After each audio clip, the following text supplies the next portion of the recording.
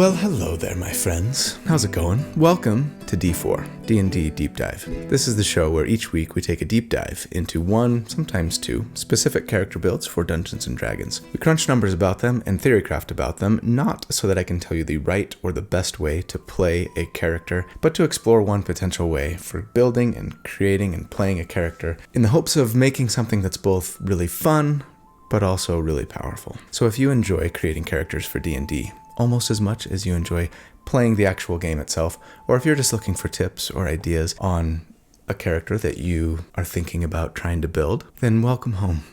This is where you belong, and I am really glad you're here. I truly am. My name's Colby, and I'll be your host. So, a couple of weeks ago in my Eldritch Whisperer build, I went on and on in my preamble about how I hate the Warcaster feat because I love to build Gish characters, and I felt like the Warcaster feat was like a tax on Gishes who wanted to use two weapons or a weapon and a shield. I then proceeded to build a character for that episode who was not a Gish. Talk about a bait and switch, right? So this week, as is oft my wont, I am going to build a Gish character. And I am also not going to take the Warcaster feat, because screw that feat. Now, for the uninitiated, quickly, what is a Gish? A Gish is simply a character who wades into the thick of battle making weapon attacks, but who also augments their martial prowess with a healthy heaping of spells. Anyway, I love Gishes. I build lots of them. I love using weapons and casting spells effectively, all with one character. I'm willing to bet that a lot of you do as well. But guess what? This character that we're going to build today is going to be a Druid Gish. Say what? Is that even possible? That's right, a tree-hugging, nature-loving, no metal armor-wearing, melee weapon attacking Druid. Not a moon Druid. Sound crazy? It might be. But there are some fun and really great things that we're going to be able to do with this particular Druid, who wades into melee combat that are fairly unique and powerful. What's more, we will have a fairly reliable way to stay relatively safe, despite the fact that our AC is going to be pretty crappy. In before somebody makes a comment around Druids actually being able to wear metal armor because won't doesn't mean can't. In before everyone realizes that I myself have made that same argument in many instances like this one. But don't plan on making it again here, and yet invite you all to have the argument in the comment section if you would like. Alright, so just in case some of you are skeptical about the viability of a Druid Gish, let's go over the pros and cons of such a thing. First up, cons.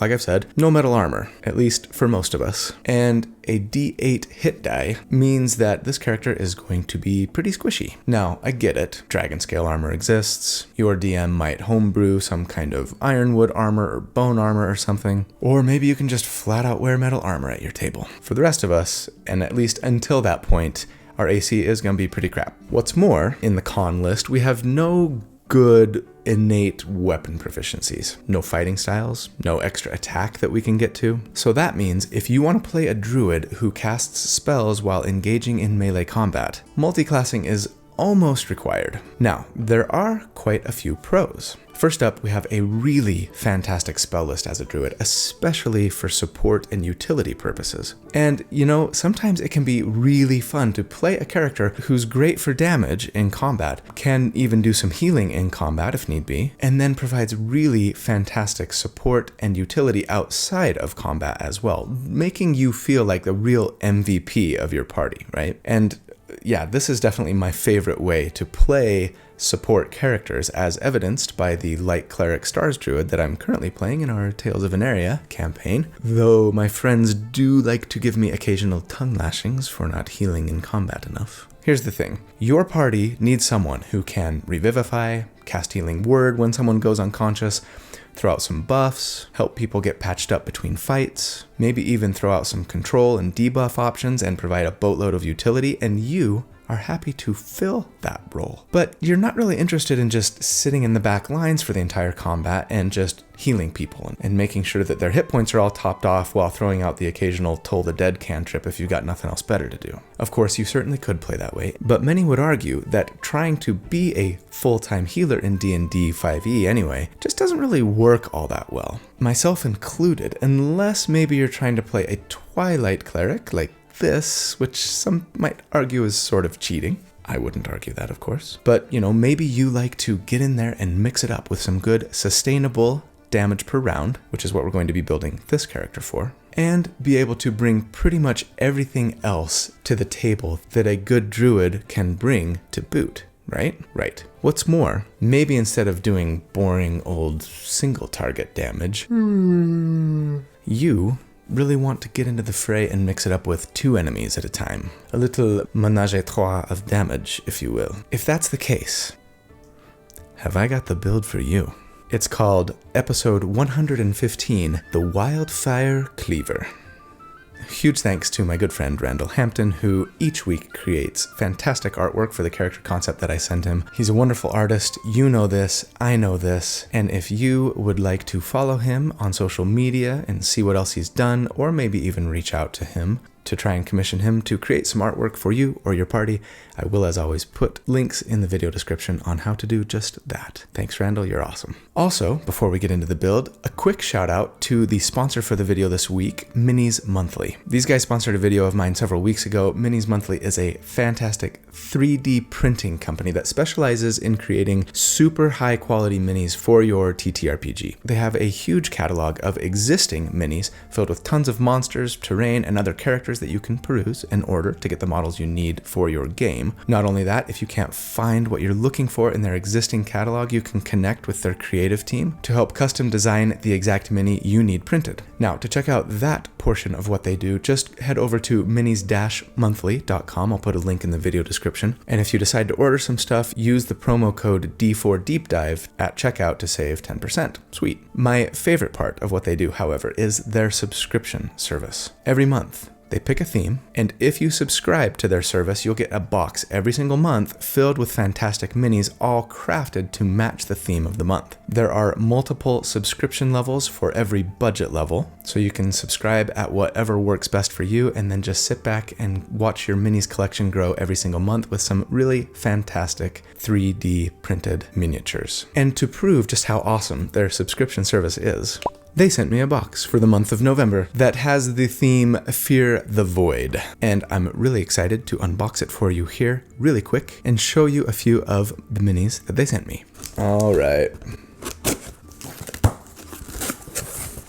Let's see what we got here. Dang. It looks like a hydralisk worm skeleton thing. Oh, that's awesome. Ooh. Couple of little voidlings. Ooh, this guy's like a demon with like a mouth for a hand and tentacles for a hand. What kind of sick aberration is this?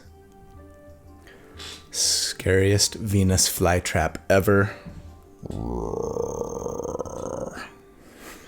There was a ton of cool stuff in there. Thank you, Minis Monthly. I appreciate that. I will definitely put those to good use. If you want to become a subscriber to their monthly service, head over to their Patreon site. It's patreon.com/minismonthly. Again, I'll put that link in the video description. If you love physical representations of things in your D&D game as much as I do, you really ought to check these guys out and give them your support. I know you will not be disappointed. So, huge thanks to Minis Monthly, and let's jump into the build. At level 1, for our starting class, we're not starting Druid, we're starting Cleric. Let me explain. There are a couple of cantrips that are incredibly important to this build, but that are not typically available to Druids. One in particular. Problematically, I really want, at least for that most important cantrip, to be able to use my Wisdom as the spellcasting modifier for the spell. So far as I know, the only ways for me to be able to do that, aside from taking Strixhaven backgrounds or something, which is not allowed at my table, doesn't seem to be allowed at most tables, unless you're playing in the actual Strixhaven setting, would be one, to take Kobold as my race, as that lets me get the cantrip that I want and choose the ability score I use to cast it with, which is pretty unique among races. Or 2, start off as a cleric. My preference is the latter, since there are actually, like I said, 2 cantrips that I want. Kobolds only give you 1. As for our race, I'm going to recommend Custom Lineage here, but I'm not super married to it, honestly. Feel free to go Kobold instead and skip Cleric altogether if you'd like, or take a different race that really calls out to you. I'm primarily interested in going Custom Lineage here so that I can both gain some additional spells that I wouldn't otherwise get, and to start out at level 1 with an 18 in my most important ability score, my wisdom. So yes, as a custom lineage, you get a free feat to start off, and for that free feat, I would want to take Fey Touched. This is one of my very favorite feats. First up, it gives us a +1 to, for us anyway, wisdom, which is fantastic, and then lets us learn the Misty Step spell, a 2nd level spell right at level 1, which is something that we would not have otherwise gotten access to on this character. It's a really good, really powerful, always useful 30-foot teleport, right, that you can cast as a bonus action. We then get to learn one additional 1st level spell of our choice, so long as it's of the enchantment or illusion schools. And I think I would take, yes, Silvery Barbs. Don't be a hater. It's very strong. I still don't think it's necessarily overpowered, but anyway, it lets us use our reaction, which we're not necessarily going to have a super consistent use for on this character, to cause an enemy to re-roll a successful attack, ability check, or saving throw, potentially causing them to fail. We then get to give advantage to ourselves or an ally on our next attack, ability check, or save. It's very, very good, and again, is something that we wouldn't otherwise get access to with our planned character arc. Both spells, of course, with Fey Touched can be cast once per long rest without spending a spell slot, and can then be cast with spell slots thereafter. Fantastic feat, I love it. As for our abilities, I'm assuming that we're going point by, as always, and recommend starting with a 15 in wisdom, and then taking our +2 from custom lineage, and our +1, of course, from Fey Touched there, giving us, yes, an 18 in our wisdom score right at level 1, and I love that. Then I'd say we ought to go 14 dexterity, 14 constitution. As for our equipment, I'm actually going to say that we go with the gold buy route, as I often do, and we pick up hide armor, which isn't great, but is going to be the best we can do as a druid, at least for now. A club, a wooden shield, and whatever other necessities you may have. As a cleric at level 1, right at the beginning, we get our cleric subclass, our divine domain. And we, naturally, are going with the Arcana domain. I finally found a good reason to go Arcana domain. How exciting! Yeah, and since it's my first time using the Arcana Cleric, let's read what Wizards of the Coast has to say about them. Magic is an energy that suffuses the multiverse and that fuels both destruction and creation. Gods of the Arcana domain know the secrets and potential of magic intimately. For some of these gods, magical knowledge is a great responsibility that comes with a special understanding of the nature of reality. Other gods of Arcana see magic as pure power to be used as its wielder sees fit. The gods of this domain are often associated with knowledge, as learning and arcane power tend to go hand in hand. I kind of like starting out this character in this place, story-wise. You see, our hero, when we first meet them, is devoted to a god of the arcane, but in their studies, they have become increasingly and particularly interested in the relationship between the arcane and the nature of the world, especially in how the destructive forces of the arcane can shape the natural world and allow for cleansing and rebirth. As an Arcana cleric, we get the Arcane Initiate feat, and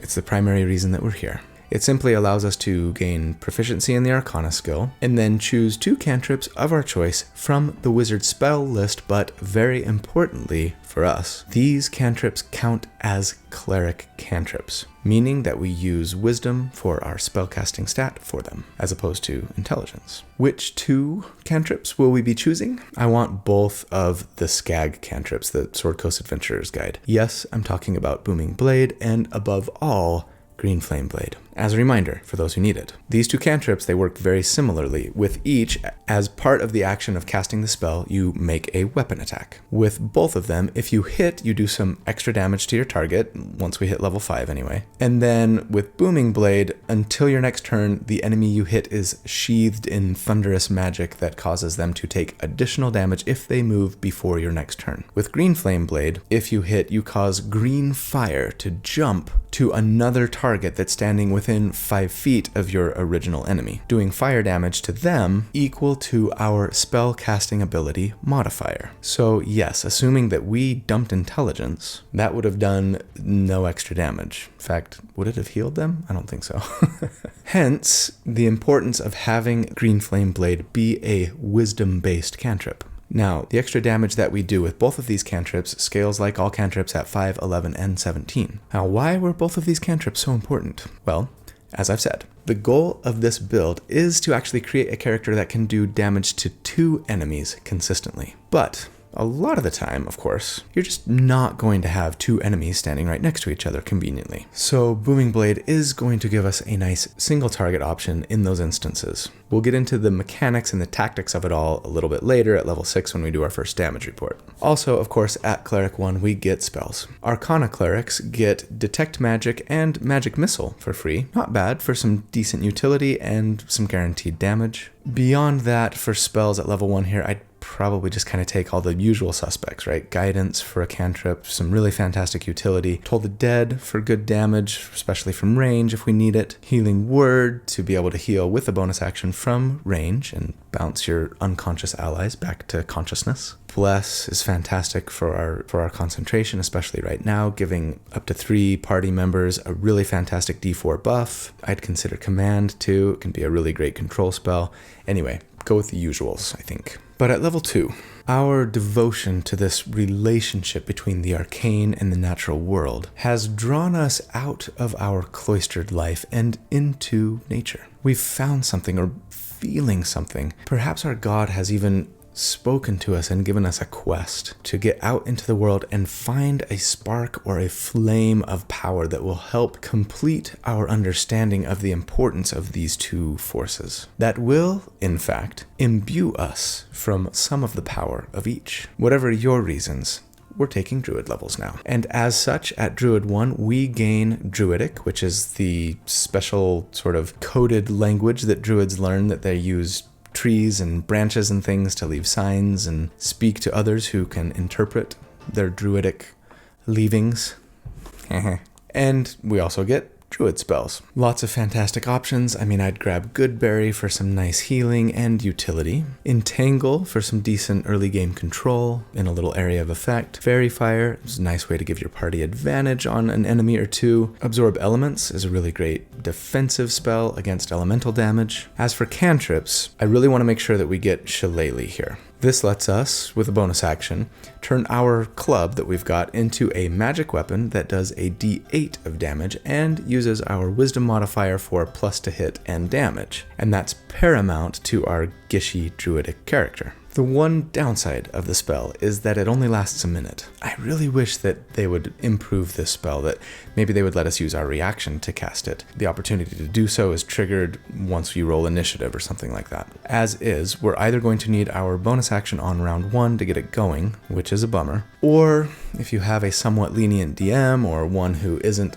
too averse to cheesiness, you could take the sometimes debated on this channel route of telling your DM, hey, I'm just always casting Shillelagh every single minute on the minute for my entire waking life. If you want me to, I'll set an alarm at the table and every time it goes off, I'll say, I cast Shillelagh. Or we can just kind of assume that that's happening. Feel free to debate how horrible or wonderful this tactic is in the comments. I think I might also grab Create Bonfire here for another cantrip. It's not bad for like persistent damage if you can cast it in maybe a choke point on the battlefield or be able to move enemies into it on your turn or one of your allies' turns. But I think it would also be a good story moment for me for this character where I sort of first learn how to summon the destructive and natural power of fire with my arcane knowledge or gift. At level 3, we would be a Druid 2 and we get Wild Shape. I love Wild Shape. Most druids who aren't moon druids anyway tend to use it primarily for utility, or they expend a use of their Wild Shape to do something else that their subclass allows. And we are definitely going to fall into that category. More on that in a moment. At our current level, we can use it twice per short rest to transform into a beast of 1/4 challenge rating or lower without a flying or swimming speed, and can stay in this form for a number of hours equal to half of our druid level. When transformed, we can't cast spells, among other things. Now, you could spend a use of it to cast the Find Familiar spell, thanks to the Wild Companion feature, though the Familiar only lasts a number of hours equal to half of our druid level. I'm not going to assume that we're using this in combat in any way. Do keep in mind it can be a nice little defensive buff for ourselves in a pinch, as you gain the hit points of the beast you transform into when you do so, and don't revert back to your humanoid self with your humanoid hit points until the beast form's hit points are reduced to 0. But yes, we we'll have another use for our Wild Shape ability, because at Druid 2, Druids get their subclass, their Druidic Circle. And just in case you haven't guessed yet, we are going with, yes, the Circle of Wildfire. I have had a ton of requests to do a Wildfire Druid build over the years, and I've only used the subclass one time in a build previously, the Pokemon Trainer, and that's my last card for the day already. But in that instance, it was really only a dip. I'm kind of surprised I haven't used them more, to be honest, because they're super cool, super fun, and really pretty dang unique. Let's read what Wizards of the Coast has to say about Wildfire Druids. Druids within the Circle of Wildfire understand that destruction is sometimes the precursor of creation, such as when a forest fire promotes later growth. These druids bond with a primal spirit that harbors both destructive and creative power, allowing the druids to create controlled flames that burn away one thing but give life to another. So yes, we have found that seed of firepower that we left our temple in search of, and having found it, our minds are opened up to new understanding of the intertwining of life and death, and we will be using both to bring greater balance to the world, scouring the evil and healing the good. So we do get some additional spells here. All Druidic circles provide some circle spells that we get for free, essentially. And for Wildfire Druids, we get Burning Hands, totally on point thematically, of course, and even a decent little area of effect damage option if we can get 2 or 3 enemies within the 15-foot cone that is the spell's area of effect. Each creature within it, when we cast it as an action, has to make a dexterity saving throw or take 3d6 fire damage, half on a save. We also get Cure Wounds, and it's nice to get it for free here, and is the reason that I never took it up until this point. Though, as most people know, Healing Word is generally a more effective spell for healing in combat, as it can be used for range, and with a bonus action, Cure Wounds does heal for a little bit more if you can afford both the action and the touch to use it, but generally the better use for Cure Wounds is between combat encounters. And of course, we have Goodberry for our first level spell slots anyway, that can just heal 10 flat hit points if you're healing between combat. So we might not get a ton of use out of Cure Wounds, but it's there, and it can be upcast. But the greatest thing about Wildfire Druids, of course, is their Wildfire Spirit, which we can now summon as an action, and with a use of our Wild Shape feature. It lasts for an hour, which isn't quite as long as I wish. I wish that it would last for like number of hours equal to half your Druid level rounded down, like Wild Shape or something like that. But considering that we can summon it twice per short rest, we should have it available for most, if not all, of our combat encounters. Let's get into the details of how it works. First off, when you summon it, it appears within 30 feet of you, and then everyone other than you within 10 feet of where you summon it has to make a dexterity saving throw or take 2d6 fire damage. Not amazing damage, but hey, if a fight breaks out and you don't have it active, at least you get a little bang for your buck, pun intended, when you spend your action to call it forth. We choose the appearance of our spirit. I think mine would be like a fiery bird phoenix or something, because yes, they can fly, which is amazing, including hover. The spirit has some decent hit points, some nice condition immunities, dark vision, and then in combat, they work like most of the recent pets do in 5e, in that they share your initiative but go right after your turn and simply take the dodge action, unless you use your bonus action to command them to do something else. Among the actions you can command them to take are their basic attack, it's called Flame Seed, does a little bit of ranged fire damage, or the amazing, unique, and quite powerful Fiery Teleportation. If you have your spirit take this action on their turn, the spirit and every willing creature of your choice within 5 feet of it teleport up to 15 feet away to unoccupied spaces that you can see. Notice the verbiage here. It says spaces, meaning that you don't all necessarily have to go to the same place when you teleport. That might be handy sometimes. But then, each creature within 5 feet of the space the spirit teleported away from has to make a dexterity saving throw or take 1d6 plus your proficiency bonus in fire damage. So yeah, another little multi-target damage ability that's usable every single round with your bonus action, so long as your Wildfire Spirit is up. This ability is just so fun, and infinitely useful. I mean, to get us out of harm's way and do damage in the process primarily, yes, that's what I'm going to assume we're using it for consistently, and is the thing that makes our Druid Gish with their low AC and mediocre hit points so much more viable. We are a perfect hit and run character that never needs to take the disengage action or pick up the mobile feat, right? We run in, we make our attacks, and we get bamfed to safety each and every turn so that we can get behind the paladin or the barbarian, right? I love it. But I mean, we could use this to jump over gaps or up onto ledges. We could use it to get our wizard friend out of the grapple that they're being subjected to by an ogre currently, or our bard ally from out behind a wall of stone. It is so fantastic, and honestly, there are few things in D&D combat, in my opinion, that keep the combat more fun and interesting than constant and regular teleportation and lots of movement. Wildfire Spirit, I love you.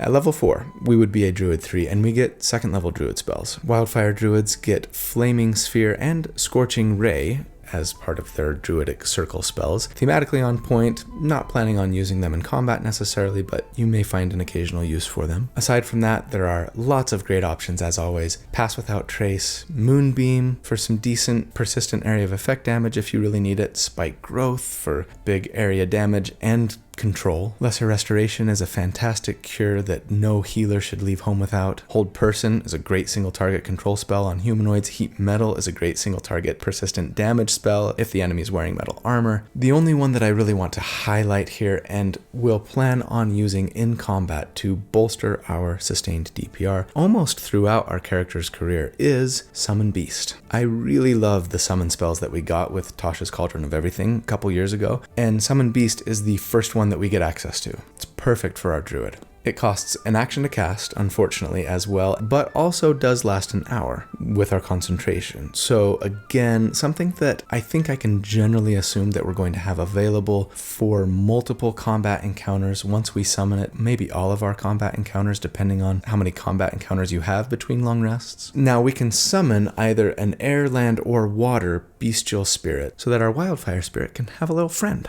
Now, this spirit will obey our verbal command without any additional action or bonus action taken by us, which is great. I'm going to assume that we're summoning the land beast as it does a little more damage and, importantly, has pack tactics, meaning that they get advantage on their attacks if the enemy they're attacking is within 5 feet of one of the beast's allies, like me, for example. They don't do a ton of damage, at least early on. It's a d8 plus 4 plus the spell's level, but the hit chance is based on our spell attack modifier, so that's nice. And best of all, they get to attack a number of times equal to half of the spell's level that we cast to summon them, rounded down. So if we were to upcast it as a 4th level spell, eventually they would get 2 attacks, right? A 6th level spell, they'd get 3 attacks, etc. At level 5, we would be a Druid 4, and we get an ability score increase or feat. And yes, I want to bump Wisdom here and cap it at 20. It helps everything that we're trying to do, so getting it capped here right early on at level 5 just feels fantastic. We also, thanks to how multiclassing works, do have 3rd level spell slots here, keep that in mind,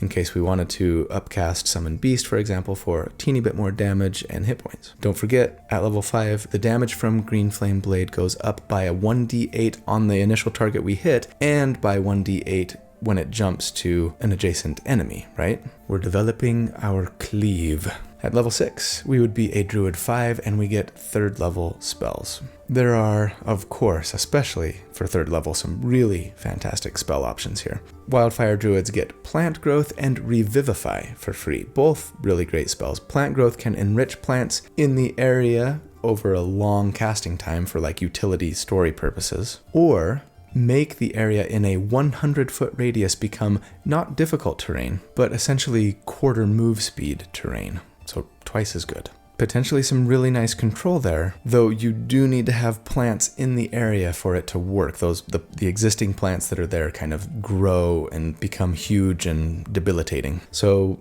maybe be in the habit of carrying some vines or seeds or something in a pouch with you for these kinds of spells that druids sometimes run into. Toss them out and then plant growth. And then, Revivify, fantastic. Of course, every good healer wants Revivify, right? It's the first available resurrection spell for any character, and one that you should also never leave home without. As for the other third level spells we should consider, Aura of Vitality is a really great concentration-based spell that you could make good use of in combat to kind of heal a little 2d6 every single turn with your bonus action, or my favorite way to use it is between combat, to just spend 1 minute, because that's how long the spell lasts, bonus action every single minute, every single turn, to just heal 2d6 over 10 rounds, right? 70 damage of hit points on average for healing there. One of the most efficient heal spells in game, used between combat. Dispel Magic is always handy. Erupting Earth is a decent area of effect damage spell. Sleet Storm can be an effective sort of control spell mostly. Conjure Animals.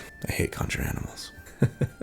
But it's undeniably powerful. The one that I'm going to plan on using for now in place of Summon Beast, though, is Summon Fae. It's actually my favorite of all of the summon spells that we get from Tasha's. The Fae works very similar to the Summoned Beast mechanically, but they do a little more damage per attack. And instead of getting pack tactics, they have Phase Step, which lets them use their bonus action on their turn to first teleport and then do something cool after teleporting depending on their mood, which you choose when you summon them. The mood can be fuming, mirthful, or tricksy. They're all great, not to mention adorable. But my favorite here is Fuming, which gives the Fae advantage on their next attack this turn. I wish it were just on the rest of their attacks this turn, but it's just on their next attack. And since they currently only can make one attack, this is just as good as Pack Tactics. In fact, better, because it just works regardless right after their teleport. They don't need to have an ally standing next to the enemy they're attacking, right? So yes, I will assume, for now, that we're going to be using this for our concentration when I crunch the numbers. And speaking of which, it's time to crunch the numbers. Level 6, our very first damage report.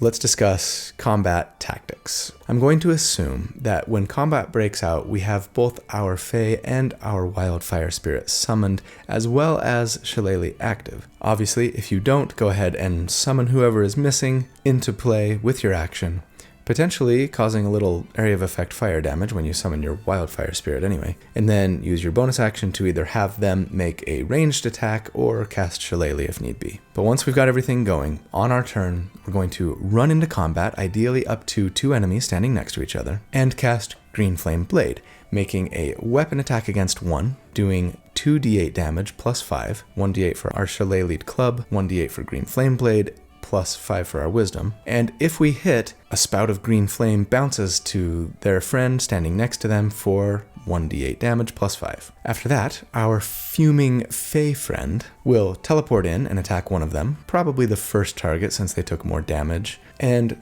while doing damage to multiple enemies, sure, is nice. It is usually more tactically superior to try and get as much damage onto the same target as possible in the hopes of bumping them off so they don't get to take their turn, right? The Fae at this level would do 2d6 plus 6 damage. Not bad. Finally, we're going to use our bonus action to have our Wildfire Spirit, who has been flying above the fray this whole time, out of harm's way, to swoop down within 5 feet of us, our Fae, and our 2 enemies. They should be able to do this most of the time since they're above all of us in the air, right? Once they get there, they activate Fiery Teleportation, taking us and our Fae ally to safety, 15 feet away, and doing 1d6 plus 5 more damage in a little fiery explosion to each of the enemies that we were whacking on a moment ago. Altogether then, we would be doing 3d8 plus 4d6 plus 22 damage if everything landed. Split up, of course, against the 2 enemies. And thus, against enemies with a 10 armor class and a plus 0 to their dexterity saving throw, we would on average do 46 damage per round. And against an enemy with a 15 armor class and a plus 5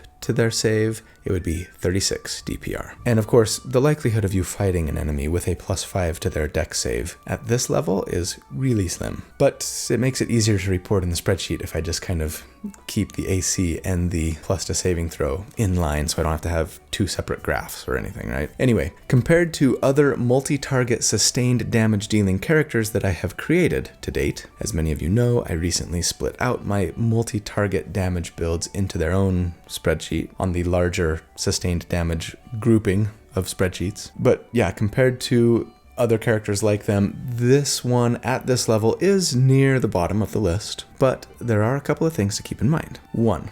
A couple of those builds, as they had larger area of effect spells and things that they were doing, I was assuming that they were doing damage to 3 enemies. on their turn. So we're actually doing more damage on average per turn to each individual enemy than those 3 target builds we're doing, right? That's nice to know. But also, 2, we are nothing but a druid with a cleric dip here. So like we can heal, cure, feed, and resurrect with the best of them. I love that. Who says a druid can't gish? We're not even using conjure animals. Suck it, conjure animals. I hate you.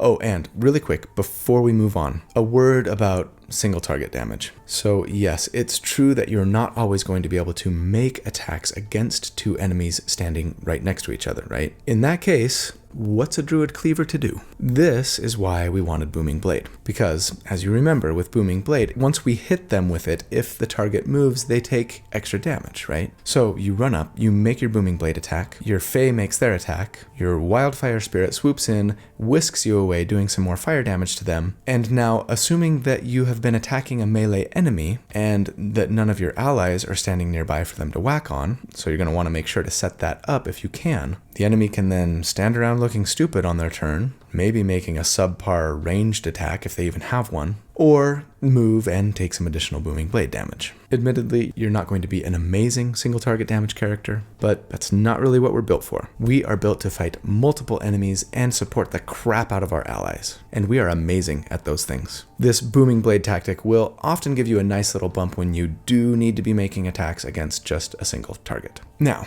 at level 7, we're going to take a little break from Druid. I think maybe our hero has been realizing that all of the time that they spent in their formative years closeted up with their books and their altars has left them a little wanting when it comes to actually thriving in the wilderness. They love nature, they know a lot about it, but they make a lousy camper, right? They could improve their basic roughing it skills a little bit, I think. Learning to track, hunt, forage, not to mention improve their martial prowess. They've been making good use of that club, no doubt, but they want to improve their technique a little bit. So whatever your reasons, yes, we are taking a slight ranger detour here, and would thus be a ranger 1, meaning that we get the deft explorer feature, which at this level gives us canny. Canny is like expertise light. We get to pick one skill that we're proficient in and double our proficiency bonus for that skill. Not bad. You might want to go stealth or maybe like acrobatics to help keep yourself from being grappled. I think I'd probably go perception here, as it tends to be the most oft called for skill check in game, but pick your favorite.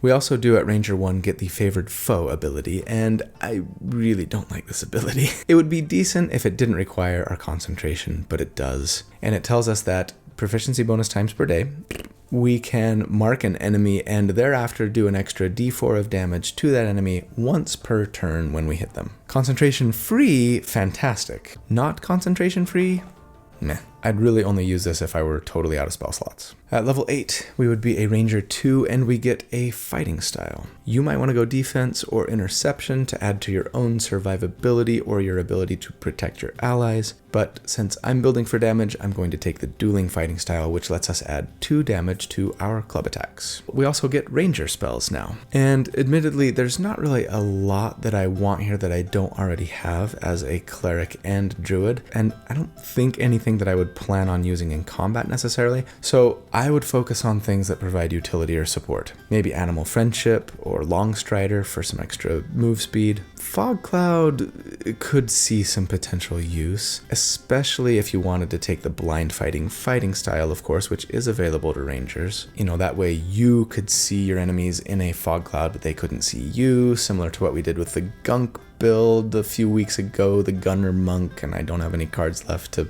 link to it here, but you know, going this route can cause a lot of problems on the battlefield for your allies, as it's likely that they are not going to be able to see through the fog, right? And we actually do get more damage out of our summoned companion here than we do from getting advantage on the one attack that we're making per turn currently, if we were to use concentration for Fog Cloud with a blind fighting style, right? So yeah, I'm going to stick with using our concentration for summoning here, but there might be another good reason that you'd want to heavily obscure a big area, so yeah, sure, keep it in your toolkit. Also keep in mind that again, because how multiclassing works with spellcasters, we do have 4th level spell slots now, though we don't actually know any 4th level spells. This is particularly handy because yeah, it means that our summoned creature is going to get 2 attacks per turn if we use a 4th level spell slot to summon them. Also, it's important to note this. A summoned beast, like I've said, with Pack Tactics gets advantage on all of its attacks if Pack Tactics is in effect. The Fuming Fae, unfortunately, only gets advantage on its first attack after it uses Fae Step, and that's lame, but we're going by the rules, and thus, as a result, if we're using a 4th level spell to summon our creature, the beast is going to do better damage on average against enemies with a 16 armor class and higher. And, you know, we're level 8 currently, so 16 AC is not a particularly crazy high AC or anything. Going forward, I'm just going to assume that we're summoning the beast instead of the Fae. And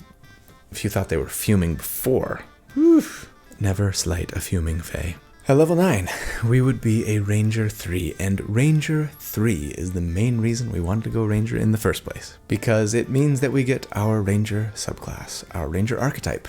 And we are going, in case you hadn't guessed already, with good old Hunter. Why, you may ask? Because Hunters get the Hunter's Prey feature at level 3, letting us choose between 3 sub-features, essentially. Colossus Slayer, which basically adds a d8 of damage to an attack once per turn. Giant Killer, which gives us a reaction attack against large or larger creatures that miss us with an attack. It's bad. And Hordebreaker, which is what we want, because Hordebreaker tells us that once per turn, when we make a weapon attack, and make no mistake, though Green Flame Blade is a spell, we are making a weapon attack as part of the spell, so this should qualify. Hordebreaker doesn't say when you make a weapon attack as part of the attack action or anything, just when you make a weapon attack. Then we can make another weapon attack with the same weapon against a different creature within 5 feet of the original target. Haha! So now we get to make 2 attacks with our action, even though we're casting Green Flame Blade. As long as our target has a friend standing next to them. Some of you might be thinking, hey, isn't Wizards of the Coast removing the Hordebreaker feature from Hunters in 1D&D? They might be. That's how the current Unearthed Arcana reads anyway. Colossus Slayer is the only option. And I have a word to say about that. Dear Watsy, removing options doesn't actually make a subclass better. Simpler, perhaps, but simpler doesn't necessarily mean better. Please don't remove Hordebreaker as an option. If you want everybody to have Colossus Slayer, or not have to make a choice, why not let us choose between Colossus Slayer or Hordebreaker once per turn?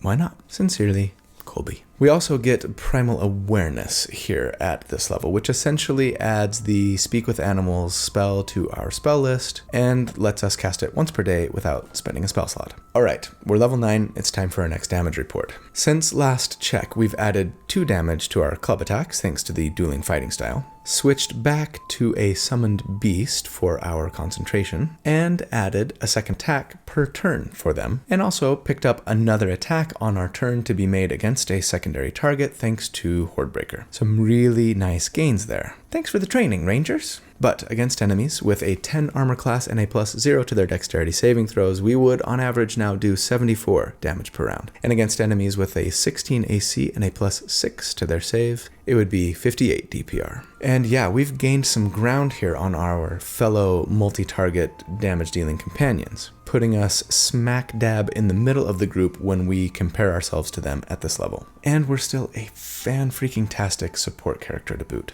We're feeling great.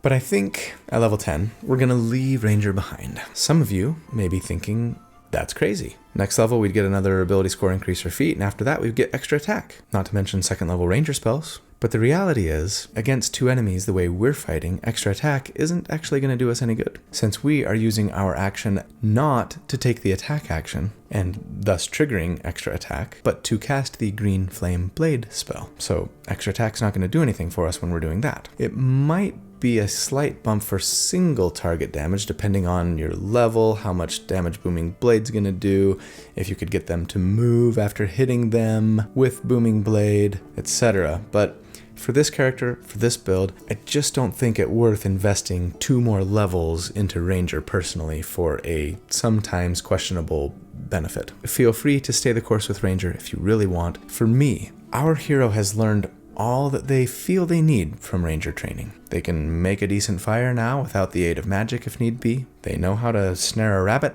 and bonk the bad guys a little bit harder with their club. It's time to continue the more spiritual and metaphysical aspect of our training and return to our druid ways. That means we would be a druid 6, and as a wildfire druid we get enhanced bond. This tells us that whenever we cast a spell that restores hit points or that deals fire damage, while our wildfire spirit is summoned, we get to add a d8 to one damage or healing roll. Now, the best thing to use this for would be an area of effect spell, like Burning Hands or Fireball, since you roll the damage once and would add the d8 to the damage that every creature took, yeah? But guess what other spell we cast regularly that deals fire damage? Yep. GFB. BFG? Big Friendly Giant? Aw, I loved that book when I was little. No, not BFG. GFB, Green Flame Blade. I'll take an extra d8 of damage every turn, sure. And, extra healing to make me a better support character? I love it. Oh, also with this feature, it tells us that we can cast a spell with a range other than self from the location of our wildfire spirit as well, if we want. And that could get us into some fun shenanigans, but I'm not going to go into detail because we have places to go and enemies to burn. At level 11, we would be a Druid 7 and we get 4th level Druid spells here. Wildfire Druids get Aura of Life and Fire Shield for free. Aura of Life is a nice support option that unfortunately requires your concentration, but among other benefits will automatically give any ally with 0 hit points and within 30 feet of you 1 hit point at the start of their turn. It's kind of like Wizards of the Coast realized, yeah, we know that the most efficient way to heal in D&D is just to wait until your ally goes unconscious and then bounce them back up with the lowest level healing spell that you have, and just totally leaned into it with Aura of Life. Now you can do that very efficient way to heal without even casting Healing Word. And on the ally's turn, no less, meaning they could bounce up, chug a healing potion, get themselves to safety, or, heck, just make attacks. Yeah, they only have 1 hit point. Yeah, they're probably going to go down again on the enemy's turn, but you're just going to bounce them back up on their turn with 1 hit point again anyway, right? So, super efficient. Fire Shield is, again, very on point thematically and adds a little don't touch me or you'll get burned spell that returns damage to melee attackers. Doesn't require concentration either, and can give us resistance to fire or cold damage, so a nice spell. As for the other spells we should be considering here at this level, I'm going to say pick your favorite, but Polymorph, eminently useful either offensively or defensively. Wall of Fire is another one to consider, again super on point thematically, and a decent soft control and damage option to boot. But yeah, nothing I'm going to plan on using in combat, so PYF. We do get 5th level spell slots now, remember that, for upcasting purposes. And, more importantly, Green Flame Blade now does an extra 2d8 of damage on the enemy that we hit and on the enemy that the fire bounces to afterwards. Buenísimo. At level 12, we would be a Druid 8, and we get another ability score increase for feat. We capped our wisdom score a long time ago, and thus, I think at this point we probably ought to consider Elemental Adept here. I'm not 100% on this. A lot of our damage is fire, but not all. And yeah, Elemental Adept would let us ignore, for us anyway, fire resistance on spells we cast. But it's not going to necessarily do anything for the damage that our Wildfire Spirit is doing, unless our DM decides to allow it, which they totally should.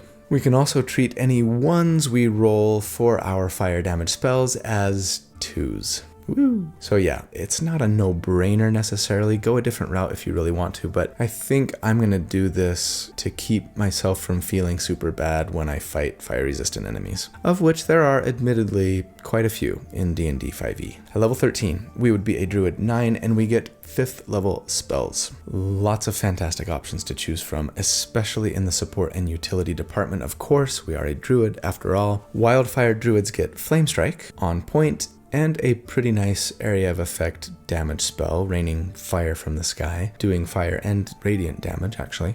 And we also get Mass Cure Wounds, which can be kind of nice if you have multiple enemies in dire need of healing during combat. Maybe one or more of them are unconscious, for example. It'll heal up to 6 allies in a 30-foot radius sphere for 3d8 plus your wisdom modifier. Good to have in a pinch. Otherwise, I'd consider Awaken for a potential big tree ally, Commune with Nature for a nice ritual spell that gives you all kinds of useful info on the area that's within 3 miles of where you cast it. Greater Restoration kind of feels like a must-have for me as a support-focused character to cure all kinds of bad conditions. Gish is fun. Tree Stride is a blast. Just a ton of great options. Nothing that we're going to rely on combat, so again, pick your favorites. Importantly, we do get a 6th level spell slot now, which means our little summoned beastie can make 3 attacks per turn, and that's just in time for our level 13 damage report. We have again had some really nice gains since last check. Another attack for our summoned beast, another d8 on our green flame blade to each target, plus 1 more d8 for one of them thanks to enhanced bond. A teensy weensy bit of more damage from Elemental Adept, unless the enemy has resistance to fire damage, in which case it's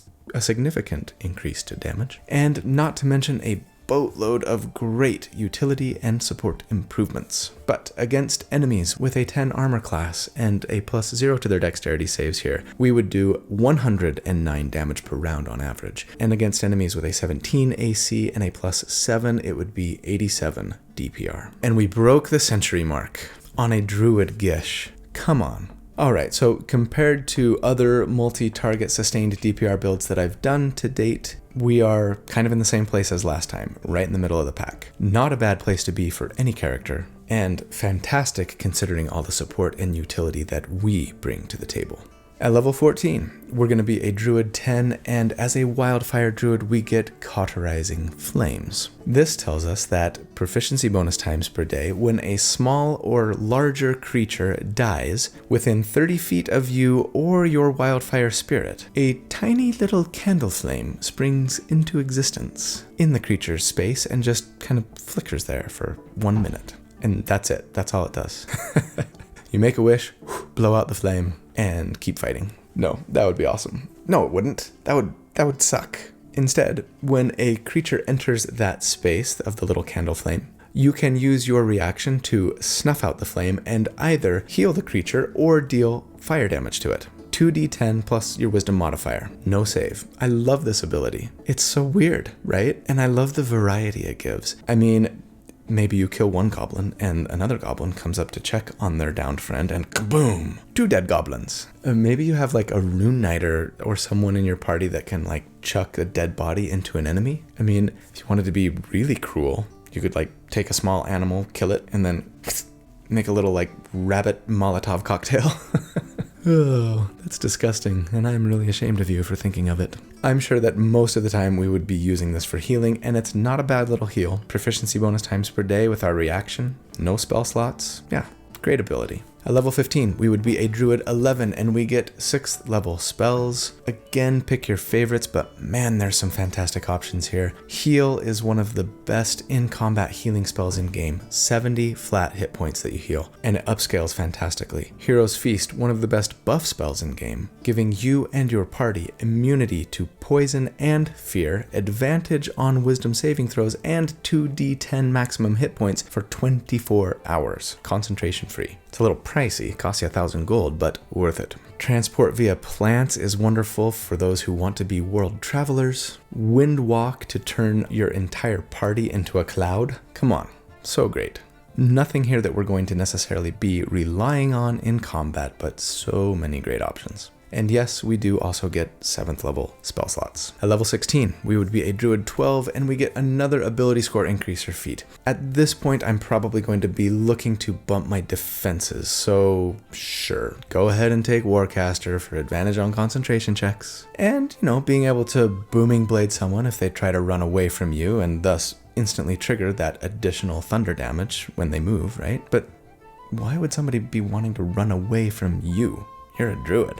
Damn right. That's exactly what they were thinking when they came up to me all cocky. Then they got a face full of fire. Anyway, Resilient Constitution might be a good consideration here to give us proficiency on our Constitution saves and concentration checks. Or you could maybe just even bump your con outright, get it up to 16 for more hit points and better saves. But anyway, pick your favorite.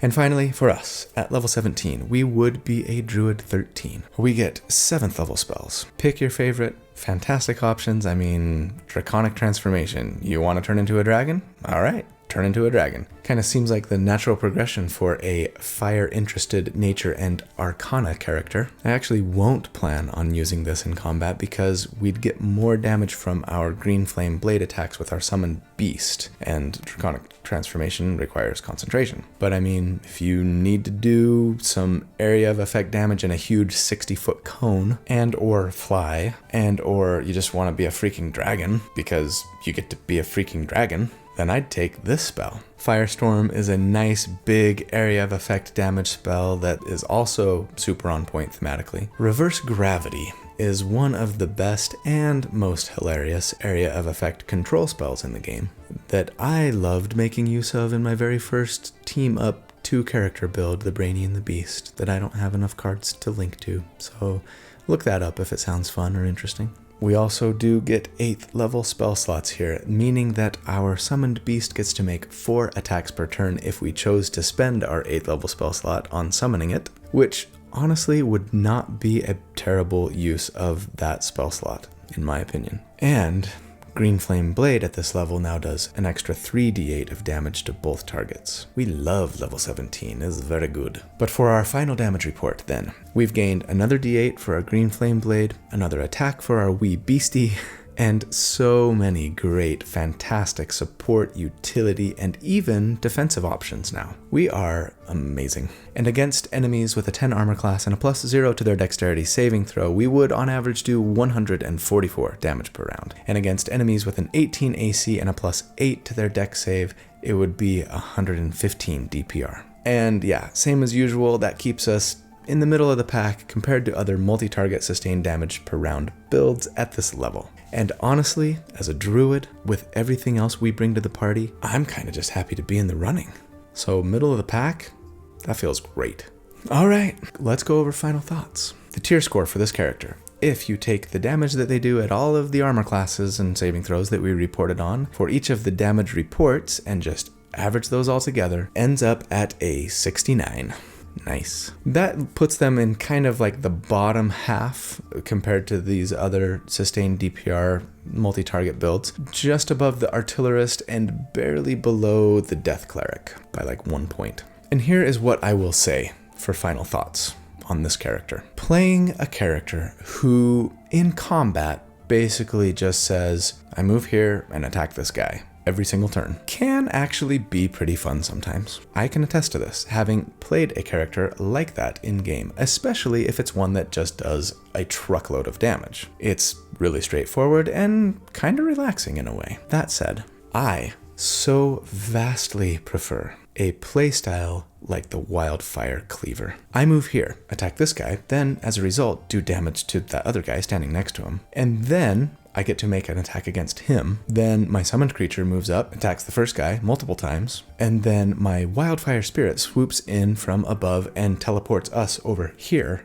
doing some fire damage to both of the enemies as it bamfs us away. Now, hopefully, you can get really efficient with all of that so as to not take up too much time at the table on your turn. But the variety, the different targets, controlling multiple creatures, and all the movement and teleportation just makes the combat so much fun, so intriguing, so interesting to me. On top of all of that, add to the fact that sometimes, if you want to, or if the situation calls for it, you might throw down a really strong control spell with your concentration, or a really great healing over time spell, instead of bringing out your summoned creature. You might rain down fire on a whole host of enemies, or cure an ally of paralysis instead of make attacks with your club. Or you might teleport an ally out of a sticky situation, or bring an ally back from unconscious with your bonus action instead of teleport yourself out of danger with your Wildfire Spirit. In combat, this character will always feel super potent and never get boring. And then you get to bring all of this between combat support and utility as well. I certainly hope you get to experience the fun and variety that this character brings sometime soon. I know I really hope to be able to do so, but that is the build for the week. So I hope you guys enjoyed it. I know I did. And I also know that I love you dearly. Thank you so much for all that you do for me, for this channel. But above all, I hope that you have a really great day and a fantastic week, and that you stay safe and good and kind, and that I see you again really, really soon. But until then, take care. Bye.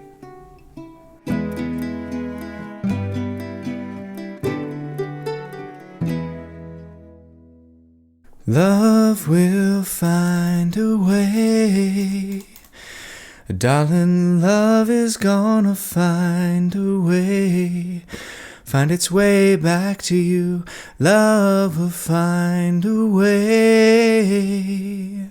So look around, open your heart. Love is gonna find a way. Love is gonna find a way. Love will find a way. Love's gonna find a way back to you, yeah. I know. Do I know. Do I know. Bum bum bum.